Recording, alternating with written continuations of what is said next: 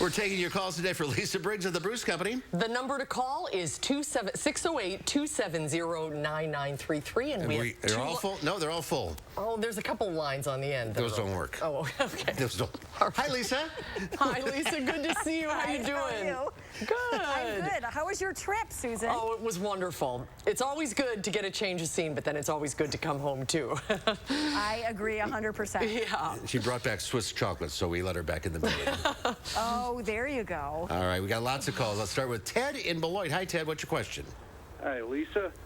We're wondering, we got a begonia, and it flowered when we first got it, but it hasn't flowered for the last couple years. Can you tell us something about the flowering pattern of this begonia?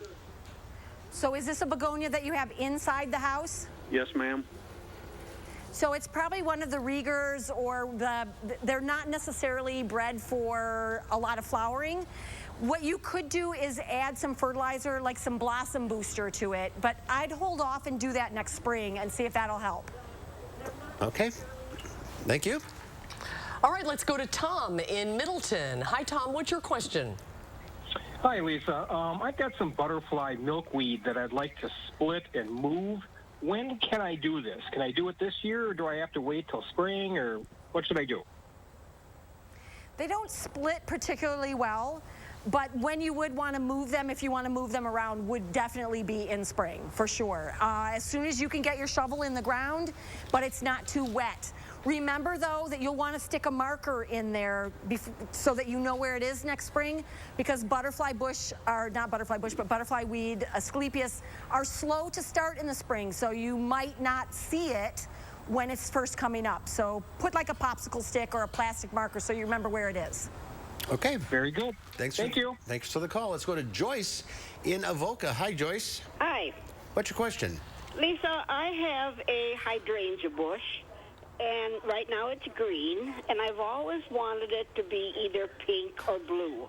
And I know you have to have some kind of acid, but I was wondering if it's the kind of acid that you put in water and then put it on, or if it's like granules, if you put it like in the dirt. And the bottom line is, does this work?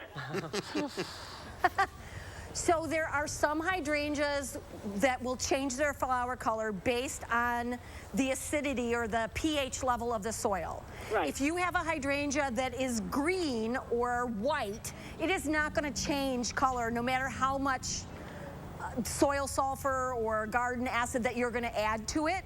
So you just might have one that doesn't change. You need a big leaf hydrangea.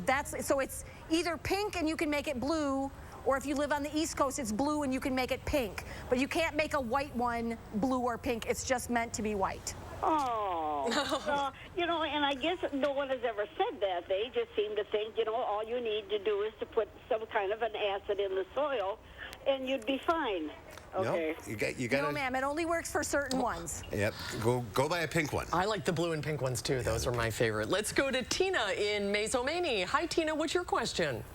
Hi, I'm calling about my Jade plant. I've had it for about 2-3 years, was doing well, and all of a sudden we moved, and 3-4 months into moving, it just died. Oh. It's dying, and I don't know how to bring it back. Can I cut it all the way down to the roots and start over again? It's not going to respond really well to that, but jades are super easy to root from the leaves. So if you have some leaves that are in good shape, you can just snap them off and dip that end in some rooting hormone, put it in a small pot of like some damp sand or some cactus mix, and jade are really easy to reroot from cuttings. Not necessarily wonderful. if you I've cut got it back several and of come them. back. So, yeah, so go ahead and do some cuttings. Okay. I've killed more jade plants than I think anyone. Lisa, where do you get the rooting hormone? Is that something you can find at the Bruce Company?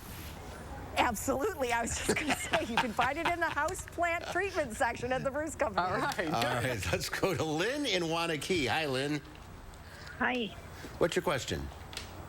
I have a big hibiscus plant, and I was wondering when I can trim that back. So this is a hibiscus that's planted in the ground, or one that you're going to bring in for the winter, a tropical? I will bring it in for the winter. Okay, so you can prune it back now, maybe 20%.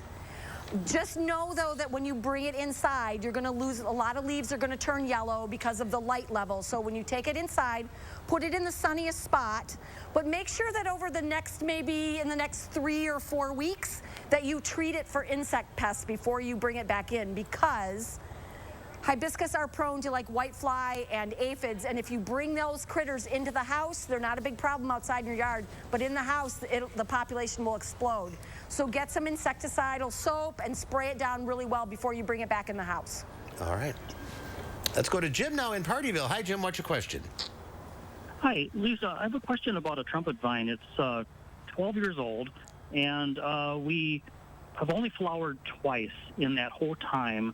So we're wondering, is this, it's probably 10, 12 feet tall, and we just wondering if there's something we did or we need to cut it off and start with a new one.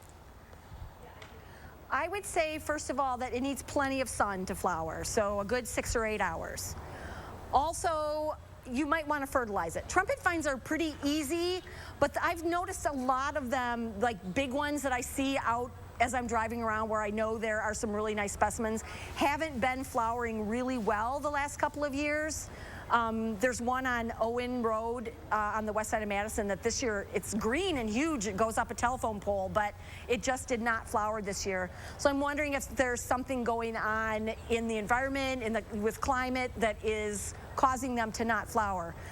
I don't know that cutting it back all the way is going to help.